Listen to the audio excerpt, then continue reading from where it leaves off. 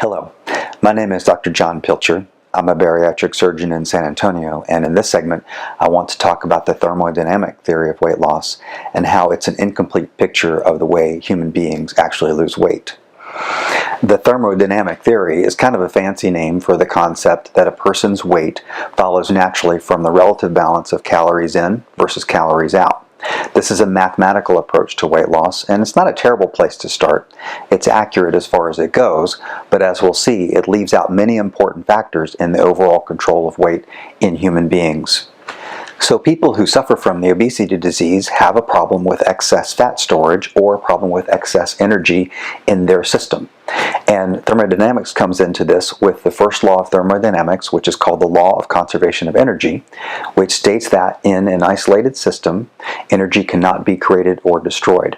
And so when there is an excess energy level within the system, the solution is to reduce the energy input, like being on a diet, and to increase the energy output, like more exercise, and voila, through a change in the energy balance, the excess energy within the system drops so that a person loses weight. It's a nice idea, and as far as it goes from a mathematical standpoint, it's actually accurate, but for some reason it doesn't work for the vast majority of patients who try it. Why is this? In my view, the problem with the thermodynamic theory is one of oversimplification. The thermodynamic theory assumes that our mind, or our conscious will, is in control of this sort of simple, isolated system, and we can just decide to take in less calories and decide to burn more calories. The truth is much more complex than that, so we need to take the mental effort to dig deeper and understand the actual energy management system in the human body. The rest of the story is that the human body actually has a deeply unconscious, powerful, multi-level, reflexive system for controlling energy storage. This energy storage system is important for survival because every living organism needs some energy to carry it between the times that it's taking in energy. And so this energy management system goes back to primitive times at the very beginning of evolution, and so it makes sense that this is something that happens without our conscious attention or without our conscious will in most cases. This energy management system has an impact on essentially every organ system in the human body. So it incorporates the liver, the intestine, the pancreas, the muscles, and the brain, and it uses multiple interlocking neurohormonal reflex pathways to control the amount of energy that's taken in and to control the amount of energy that's expended. Let's focus on the energy expenditure side just for a moment. The group of folks that think about just simple calories in and calories out assumes that exercise is a major part of the weight loss equation, and it is important. I don't want to dismiss that, but it's not as simple as people presume. It turns out that people that do good normal amounts of exercise, I'm not talking about elite athletes right now, but people that work out every day or maybe 5 days a week, it turns out that the energy that they expend in exercise is actually the minority of energy that they burn in each day. Most of the energy that people burn day in and day out is coming from just the normal body functions, what's called the basal metabolic rate. And it turns out that the body's energy control system has a fantastic ability to modify that basal metabolic rate according to what it thinks is the healthiest thing for the body at that time. And it uses, for example, an organ system called the brown fat system, which is like a big radiator inside the body. The brown fat system is not under conscious control, and the body can use brown fat to burn massive excess amounts of calories if it thinks that excess fat is being stored, or it can shut down the brown fat system and do other neurohormonal activities to reduce the basal metabolic rate if it thinks that deficiency of energy exists. And this has actually been shown in experimentation going all the way back to the 1960s, where researchers found that if individuals lost 3% of their body weight, 3% of their body weight through diet and exercise, that the metabolism would shut down 17% in order to compensate. And so people would lose weight, and this strengthens the idea or the perception that weight is under conscious control. But again, the rest of the story is that what's happening is that they've shifted the equilibrium of the control system to a slightly lower level, and the further the system moves from the body's set point, the harder the body fights to bring the body back into the set point.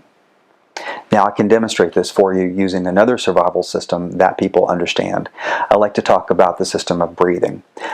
Most of the time we don't think about our breathing, right? We all understand that breathing is important for survival. We all can hold our breath for a little while, and so there is a sense in which we can apply our conscious will temporarily to control the survival mechanism. We can hold our breath. But we all know that we can only hold our breath for a certain time period. We all know that the longer we hold our breath, the longer we deviate from the system's desires, the more painful it becomes. And so sooner or later, all of us resume breathing in a way that's unconscious and natural. And unfortunately, the body's weight management system works in the same way. We can all control our weight temporarily, weight loss or even weight gain, using conscious will, but for the vast majority of people, the body will soon return the weight to the level that it thinks it should be at using this unconscious control system. To look at this another way, I like to discuss the balance of the conscious will versus this powerful unconscious physical control system for weight management. I like to think of the conscious will and the part that we're aware of as being the tip of the iceberg, and to recognize that so much is going on underneath the water. Remember those multiple interlocking layers of neurohormonal reflex pathways that I discussed earlier? That's the iceberg, and that's a big part of this system that is not a simple isolated system, but a complex system. It still follows the laws of thermodynamics, those are still true, but there is much more going on than just a matter of simple conscious decision. And this understanding now raises two important questions. Number one, how does this control system get out of balance in the first place? Why do some people have an imbalance and not others? And the second important question is, well, if we don't like where this control system is, if we don't like the obesity disease, what can we do about this? To be perfectly frank, science today is not able to tell us in detail why an increasing number of people are suffering from the condition where their fat control system is trying to hold on to excess fat, and why this is leading to adverse health consequences. In general, we can say that for sure it's a combination of genetics and the environment. Some people are genetically susceptible to the environmental changes that are causing the system to get out of balance. Environmental changes can be many things, going even back to the womb environment. What is mom eating? What kind of chemicals does mom have in her system? The baby can come out already with a predisposition to having excess fat storage. We believe that there are going to be some chemicals in the environment that may be doing this, but we don't know what those chemicals are. Food itself isn't just calories, but food is hormonally active, and certainly early in life and then on an ongoing basis, the nature of food that one eats does have an impact on the fat management system and its set point. So there are many factors involved here, and there are probably different factors for different people, because it's probably going to turn out there is not just one set of hormonal imbalances that leads to this one condition of excess fat storage and the obesity disease. However, what's clear is that once the fat control system is pushed to this abnormally high level, it remains more or less stuck at that level, and the body will defend or will hold on to its excess fat storage as a matter of survival.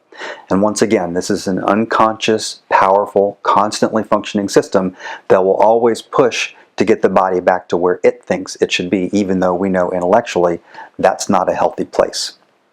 Therefore, the key to long-term weight control is not a simplistic matter of reducing calories in and increasing calories out.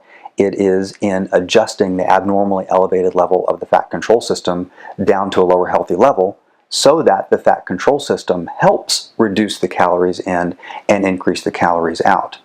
How to do this, how to adjust the fat control system, and that is by shifting from an unhealthy metabolism to a healthy metabolism.